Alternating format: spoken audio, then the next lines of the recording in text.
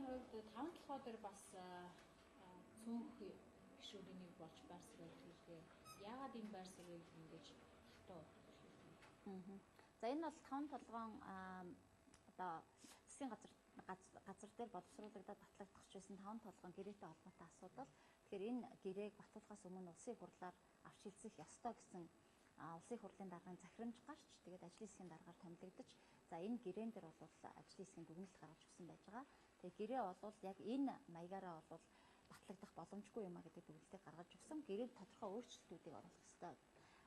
Үүнийгээ би тогтоолын төсөл болгож улсын хурлд өргөн барьсан байгаа. Тэгэхээр энэ улсын хурлын тогтоолын төсөл батлагдах юм бол цаашид 5 толгойн гэрээг хийхдээ одоо баримтлах тодорхой удирдамжуудыг гаргаж өгсөн гэж хэлж болно. За нэгдүгээрт бол Монгол улсын стратегийн чухал орд болох 5 толгойг Эрдэс 5 толгой компани 51-ээс доошгүй хувийн өөрөө эзэмших ёстой.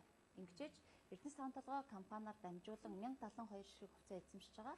Монгол улсын иргэд бол 5 толгойн жинхэнэ эзэст нь байж үлднэ.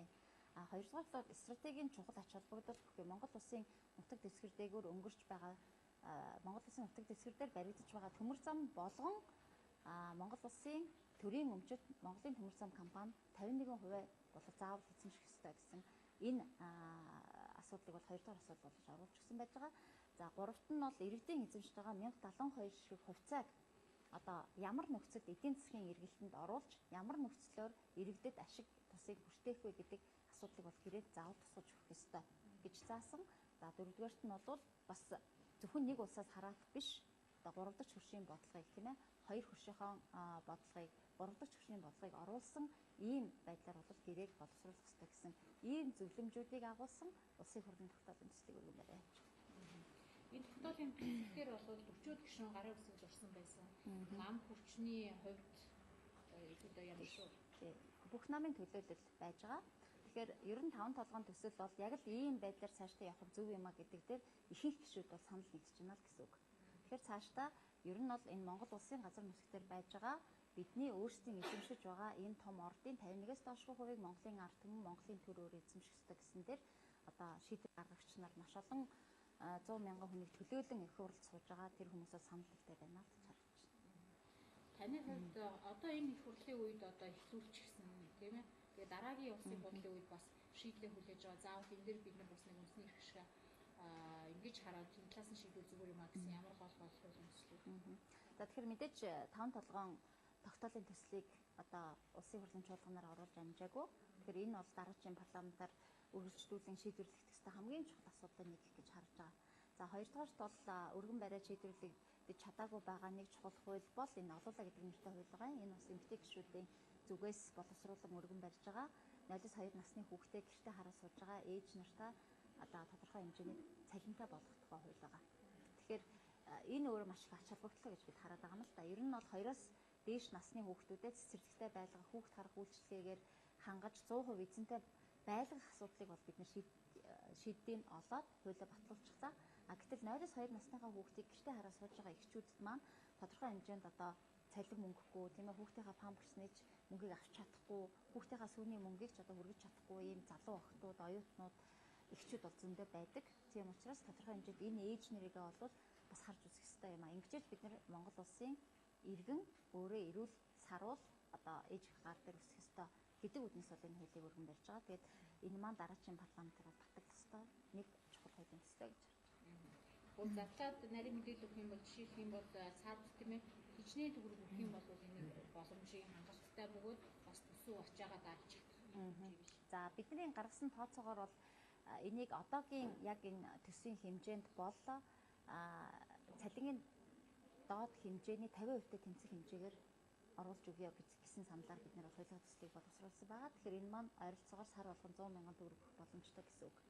За мэдээж Монгол улсын эдийн засаг сэргээд төсвийн мөнгө бол нэмэгдэх үед энэ мөнгийг бол тодорхой хэмжээгээр нэмж явах нь зүйтэй л гэж үзэж байгаа л да. Энэ удаагийн сонгуулийн тогтолцоо маань эмэгтэйчүүдэд нэлээд хальтай ийм сонгуулийн тогтолцоо болоод өөрчлөгдөж. Тэгээд та ер нь бол тухайн үеийн сонгуулийн хуулийг бас нэг өөрчлөлтөд бас эсэргүүцэж үгүй хийж байсан юм. Яг одоо өрнөж байгаа үйл явдал бас ингэж байна. За бид бол энэ парламентод хугацаанд 11 эмэгтэй гишүүн байсны хүчинд бол эмэгтэйчүүдийн 30% квотыг бол анх батлуулж чадсан. 30% квотыг батлуулахад бас нэлээд хүч хөдөлмөр зарцуулж байж батлуулсан л да. Харамсалтай нь яг сонгуулийн хууль сүүлд өөрчлөлт орохдоо энэ квотыг маань 20% болгож бууруулсан байж байгаа. За энэ дээр бол үнэхээр одоо эмэгтэй гишүүд цөөнх учраас тодорхой асуудлууд дээр бид нар өөрсдийнхөө эрх ашигыг хамгаалж чадахгүй байгааг энийг хэлбэрлэхдээ 20% квот дээр өнөөдөр өрсөлдөх гэж байгаа эмэгтэйчүүдэд маань маш олон одоо саад бэрхшээлүүд бол байж байгаа. Нэгдүгээр биднэрт бол маш хүнд тойргууд оногдож байгаа. Маш хүчтэй эрэгтэй өрсөлдөгч нартай бол нүүр тулж байна. Ер нь бол эмэгтэйчүүдээ одоо хэн нэгэн өрсөлдөгчийн хоол болгож хайж өгөх маягаар ер нь энэ намууд бол шийдвэрээ гаргал явж байна л да. Энэ дээр бол бидний дуу хоолой ерөөсөө олж чадахгүй байгаа.